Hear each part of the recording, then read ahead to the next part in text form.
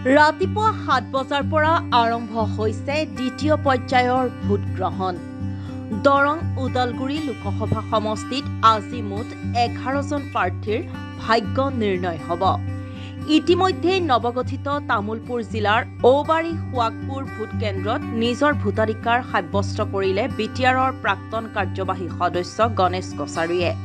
তেখেতে নিজৰ ভোটাধিকাৰ সাব্যস্ত কৰি মানুহৰ যি ভোটদানৰ প্ৰতি উৎসাহ সেয়া গণতন্ত্ৰৰ বাবে শুভ লক্ষণ বুলি মন্তব্য কৰে।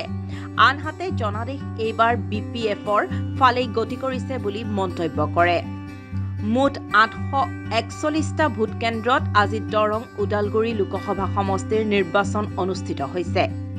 ভোটাৰ হিচাপে মই আজি আমাৰ মাননীয় হাগ্ৰামা মহিলাৰ নেতৃত্বৰ BPF দলৰ মনোনীত প্ৰাৰ্থী দুৰ্গা দাস বড়ো ডাঙৰীয়াক নাঙলৰ ছবিত ভোট প্ৰদান কৰিলোঁ।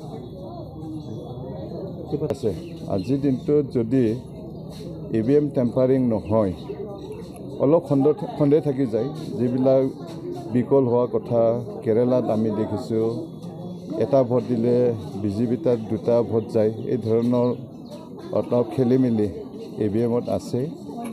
তাৰ কাৰণে আমি কৈছোঁ যদিহে EVM টেম্পাৰিং নহয় তেতিয়া আমাৰ মাননীয় হাগ্ৰামা মহিলাৰ নেতৃত্ব BPF দলৰ মনোনীত প্ৰাৰ্থী দুৰ্গা দাস বড়ো ডাঙৰীয়া বিপুল ভোটত আমাৰ দৰং ওদালগুৰি 4 নম্বৰ দৰং ওদালগুৰি সমষ্টিৰ পৰা BPF দলৰ প্ৰাৰ্থী দুৰ্গা দাস বড়ো ডাঙৰীয়া বিপুল ভোটত জিকিব।